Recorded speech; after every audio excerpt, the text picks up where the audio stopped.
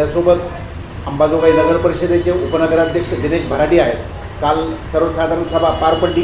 या सभेमध्ये नेमके कोणते विषय आहेत आणि उपनगराध्यक्ष ज्या गटाचे आहेत मोदी गटाचे त्यांचे 20 नगरसेवक आहेत, नेमकी त्यांनी काय भूमिका मांडली आपण त्यांच्याकडून जाणून घेऊ. भराडीचे नेमके काल काय विषय होते, तुमची भूमिका काय होती? काल पहिली सर्वसाधारण सभा झालेली आहे.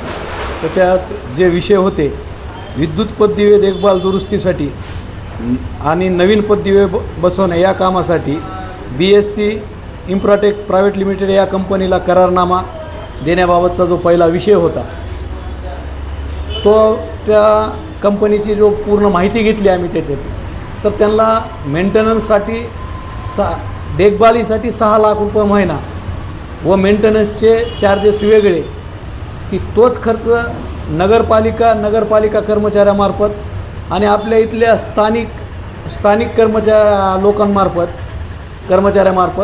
2 ते 2.5 लाख, फार तर 3 लाख रुपयापर्यंत हा खर्च महिन्याचा होतो. ह्या खर्चात आणि त्यांच्या कंपनीच्या खर्चात फार मोठी तफावत आहे.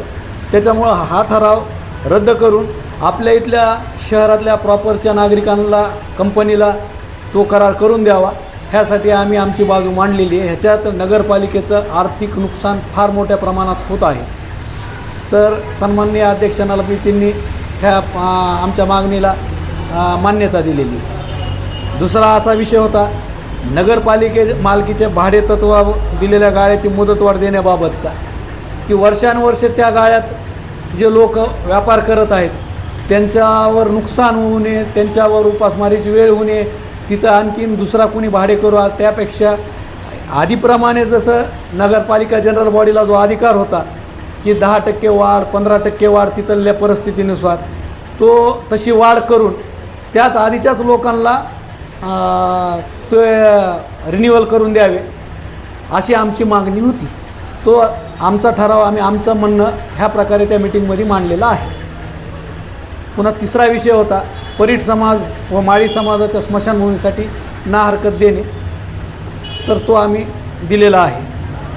त्यानंतरचा चौथा जो होता की डॉक्टर बाबासाहेब आंबेडकर अभ्यासिका केंद्र बाह्य संस्थेस चालविण्याकरता अभिकर्ता नेमणेबाबत, तर आम्ही तिथं सांगितलं की त्या जागेचं ज्या गोष्टीसाठी आरक्षण आहे ते आरक्षण पाहून देण्यात आमची काही हरकत नाही. देताना सर्व सुविधा तिथं उपलब्ध करून द्याव्या.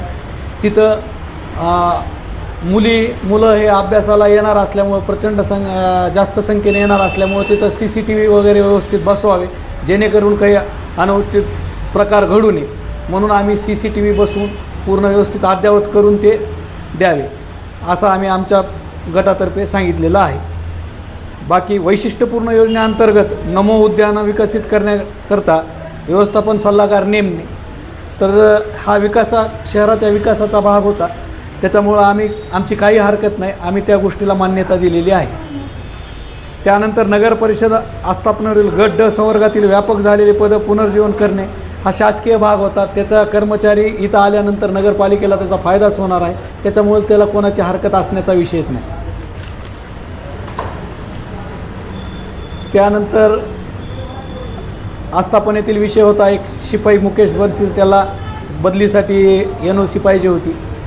तो विदर्भातला असल्यामुळे त्याला त्याच्या तिकडल्या सोयी नव्हतं, त्यामुळे त्याच्या बदलीला जाण्यासाठी ना हरकत आम्ही दिलेली आहे. त्याच्यात काही शासकीय काम होतं, त्याच्यात काही आम्ही ऑब्जेक्शन घ्यायचा विषयच नव्हता. नगर परिषद स्थापनेवरील गट क व ड संवर्गातील पदभरती करण्याबाबतचा विषय तो शासकीय प्रशासकीय विषय असल्यामुळं त्यालाही मान्यता दिलेली आहे. आईनी विषयात फक्त पाणी पुरवठा आणि स्वच्छतेवर चर्चा झालेली आहे. तर आमचं म्हणणं असं आहे की आज जी यंत्रणा स्वच्छतेची आहे 2006 ते 10च्या दरम्यानची आहे, घंटागाड्यावर आजची लोकसंख्या जवळपास 1 लाखाच्या वर अंबेजोगाईची लोकसंख्या झालेली आहे. 2011ची लोकसंख्या ही 74,570च्या आसपास होती.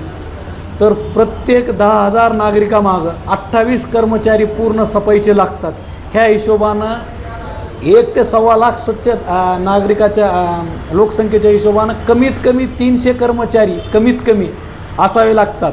ह्याच्यात आपण भाडेकरू ही ती धरलेले नाहीत. भाडेकरूंचा बी त्रास हा पूर्ण स्वच्छतेवर येतो.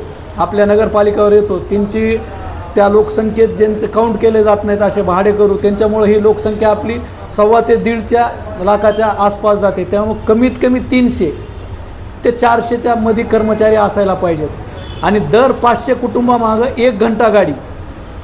कमीत कमी 25 ते 30 हजार कुटुंब अंबेजोगाई शहरात राहतात. त्या हिशोबानं घंटा गाड्या 60 लागतात, पण कमीत कमी 30 तरी असाव्या ही आमची मागणी आम्ही तिथं सभागृहात ठेवलेली आहे. ह्याच्यावर आता सध्या किती गाड्या सध्या आहेत? फक्त 13 घंटा गाड्या चालू आहेत आणि 7 घंटा गाड्या ह्या दुरुस्तीला टाकलेल्या आहेत. ह्याच्यावर अंबेजोगाई शहराची स्वच्छता होऊ शकत नाही असं आम्ही आमचं म्हणणं मांडलेलं आहे. म्हणजे फक्त 6 गाड्या कार्यरत आहेत. 13 गाड्या कार्यरत आहेत आणि 7 गाड्या दुरुस्तीला आहेत. अशा 21 गाड्या आहेत घंटा गाड्या. 4 ट्रॅक्टर आहेत, त्याच्यातले 1 ट्रॅक्टर चालू आहे, 3 ट्रॅक्टर दुरुस्तीला आहेत. त्याच्यामुळं स्वच्छता अंबेजोगाई शहरात स्वच्छतेचा बरेच प्रश्न उद्भवत आहे. रमजानचा महिना चालू आहे. आपल्या इथलं स्वच्छता त्या भागात सकाळी लोक 5 वाजता नमाजला जातात, संध्याकाळी नमाजला जातात. त्यामुळे स्वच्छता हा फार महत्त्वाचा विषय आहे आणि ह्याच्यावर आमचं असं म्हणणं आहे की ह्या तातडीने ह्या सगळ्या उपाययोजना अंमलात आणाव्या आणि शहर स्वच्छता व आरोग्यमुक्त ठेवावं. ह्या बाजू आम्ही आमच्या मिटिंगमध्ये मांडलेल्या आहेत सर्वसाधारण. पाणी पुरवठ्यासंदर्भात काय? पाणी पुरवठा संदर्भात कर्मचारी एकाच वेळी 5-5 म्हणजे 6 दिवसाला पाणी देण्याच्या प्रयत्नात ते एकाच वेळी 4 ते 5 लाईनला पाणी सप्लाय सोडत असल्यामुळं प्रेशर भेटत नाही.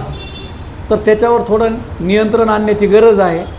आणि पाणी जर 5-6 दिवसाला जरी आलं आणि तुम्हाला भेटलंच नाही तर त्या गोष्टीला काही अर्थ राहणार नाही. त्याच्यामुळं त्या पाणी कंट्रोल सिस्टीम व्यवस्थित करून ती पाणी प्रत्येकाला व्यवस्थित पोहोचावं, प्रेशरनं भेटावं, जेणेकरून नागरिकाला त्या गोष्टीचा त्रास होणार नाही. दुसरी महत्त्वाची बाब, माजी नगराध्यक्ष राजकिशोर मोदी यांनी जो मुद्दा उपस्थित केला म्हणजे स्टँडिंग कमिटीचा आणि तो जनरल बॉडीचा, तो नेमका काय प्रकार आहे? नियमाप्रमाणे कलम 161 याच्या नियमाप्रमाणे की अर्थसंकल्प व कोणत्याही आर्थिक बाबीचा विषय नगरपालिकेनं पहिल्यांदा स्टँडिंग कमिटीतच घ्यायला पाहिजे आणि त्याच्यानंतर तो मंजूर करून सर्वसाधारण सभेत.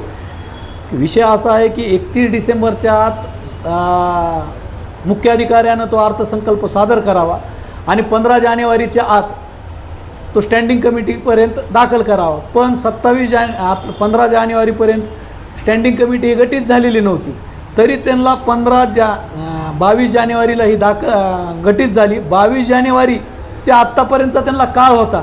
ह्या काळात त्यांनी स्टँडिंगची मीटिंग बोलवलेली नाही. तो आर्थिक बाबीशी निगडीत असल्यामुळे तो ठराव आधी स्टँडिंग कमिटीत घ्यायला पाहिजे आणि त्याची मंजुरी घेऊनच तो जनरल बॉडीत घ्यावा असा आमचे नेते आदरणीय राजकिशोरजी मोदी साहेबांनी तो सभागृहात मांडला आणि त्याच पद्धतीने ती मीटिंग व्हावी हा नियमाला धरून आहे. अशी मीटिंग होऊ नये जी नियमबाह्य आहे ही त्यांची भूमिका होती. दुसरे इतर मुद्दे कोणते होते? इतर मुद्द्याशी चर्चा झालेली नाही. अध्यक्षाच्या परवानगीने इतर मुद्दे होते पण त्याच्यात चर्चा झालेली नाही. 2 पाणी प्रश्न व स्वच्छतेवर विषय झाल्यानंतर मीटिंग संपली असं सन्माननीय अध्यक्ष म्हणलेले आहे. त्याच्यानंतर मीटिंग संपली.